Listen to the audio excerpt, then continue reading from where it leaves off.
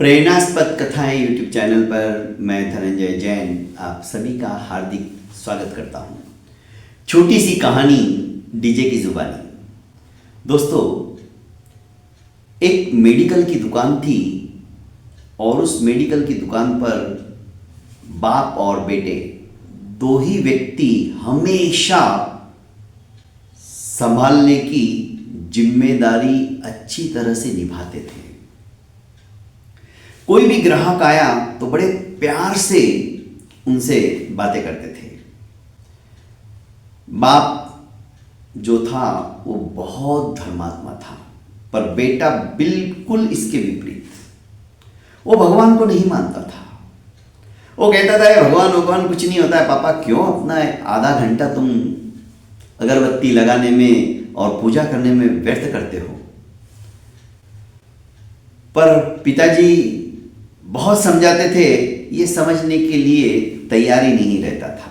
आखिर पिताजी थके हारे सोचते कि अब इसके दिमाग में मैं कैसे डालूं कि भगवान भी होते हैं, पर वे हार चुके थे और एक दिन चल बसे।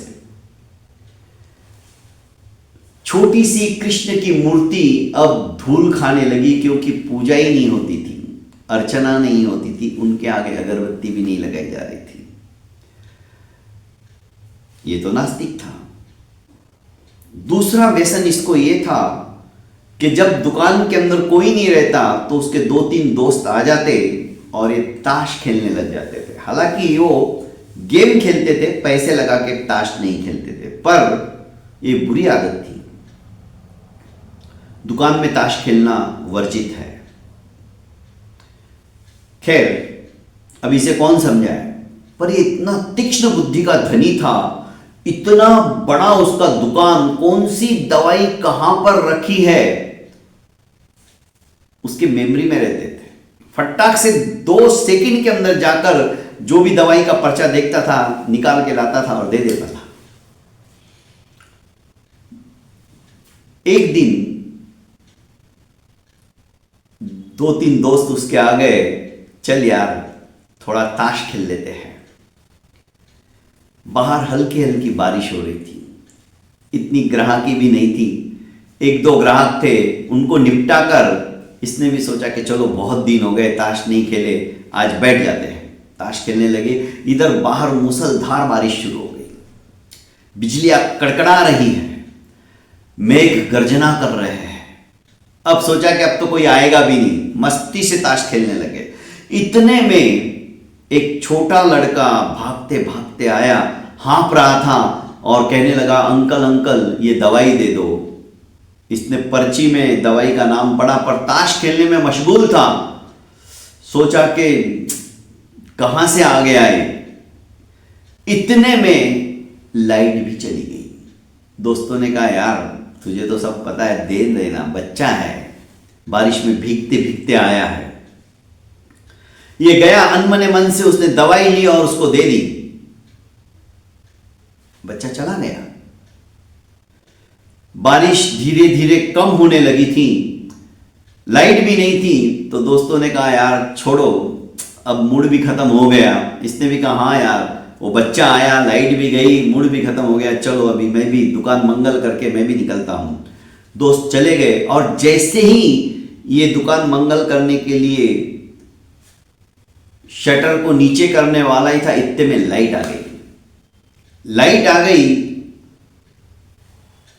शटर नीचे खींचने के बजाय उसका ध्यान अचानक सामने पड़ी बोतल के ऊपर पड़ी। उसने उस लड़के को जो दवाई देनी चाहिए थी वो तो नहीं दी और चूहे मारने की दवाई दे दी थी, क्योंकि वो सामने ही शीशी जो खाली हुई थी बॉक्स में से, वो एक बोतल जब उसे नहीं दिखी तो वो माथा पकड़ के बैठ गया, मैंने क्या कर दिया। उसने जो दवाई मांगी थी वो तो रह गई और उसे तो मैंने गलत दवाई दे दी। अब क्या होगा? यदि उसकी मां भागते भागते आया था, अंकल अंकल जल्दी से दवाई दे दो, मेरी माँ बहुत बीमार है, सारी दुकानें बंद हो चुकी है। और मैंने अनमने मन से उसे गलत दवा दे दी। यदि उसकी माँ ने वो दवाई खा ली होगी तो बेचारी मर जाएगी। कौन है, कहां से आया, मुझे भी कुछ पता नहीं। पश्चाताप के अंदर सोच ही रहा था, इतने में वही लड़का वापस भागते भागते आया और कहा कि अंकल अंकल मुझे वो दवाई फिर से दे दीजिए, पर माफ करना मेरे पास पैसे नहीं है अब। अरे क्या हुआ अंकल, बारिश बहुत तेज थी और मैं जल्दी जल्दी भाग के जा रहा था, तो रास्ते में घर पे पहुंचने के पहले ही मेरा एक पत्थर से पैर टकराया, मैं नीचे गिरा और वो जो बोतल थी वो फूट गई। अब मैं मां को क्या दवाई दूंगा। उसने कहा तो चिंता मत कर, क्योंकि इस बीच जब वो लड़का आया उसके पहले ही इसके मन में आया कि भगवान होते नहीं होते, पापा तो रोज बोलते थे। अचानक मूर्ति की तरफ ध्यान गया था और एक सेकंड उसने सोचा कि अब तो कोई मेरे पास दूसरा रास्ता ही नहीं है, मैं उस बच्चे को भी नहीं जानता, और उसने सिर्फ हाथ जोड़े, क्योंकि पिताजी की बात याद आ गई। तुम्हें कभी ना कभी जब बड़ा संकट नजर आए, कुछ गलती हो जाए, तो इनके आगे सिर्फ हाथ जोड़कर कहना कि भगवान इस संकट से उबार लो, देखना चमत्कार, तुम भी भगवान पे विश्वास करोगे। ये बात याद आते ही वो कृष्ण की मूर्ति के सामने खड़ा हो गया और मन ही मन प्रार्थना करने लगा। इतने में ही वो लड़का आया था दूसरी शीशी मांगने के लिए। ये होता है चमत्कार।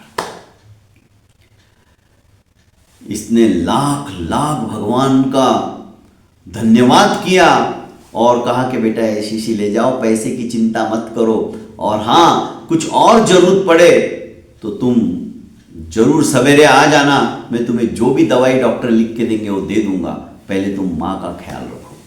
दोस्तों ये होती है भगवान के प्रति अटूट श्रद्धा का परिणाम।